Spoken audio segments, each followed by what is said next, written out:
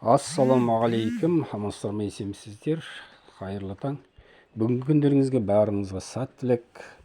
Мен осылай күніге жайып жүремін. Бүгін мені 12 мыңнан астам қадам жүріп қойыппын. Ол да болса денсаулығым мықты болуына үлес қосу. Денсаулық демекші, денсаулық адам баласы үшін бірінші байлық. Денсаулығымыз егер сыр беретін болатын болса, бір жерге барғымыз келмейді, біреумен сөйлескіміз келмейді. Мына өмірдің өзі де жаңағыдай қызық емес болып қалады. Енді біздің компанияда өнімдері 100% табиғи, таза, өзі өндіреді, өзі өсіреді, өзі тұтынушыларға жеткізеді. Енді бұл 6 мемлекет, мұсылман мемлекеті берген халал деген сертификаты бар.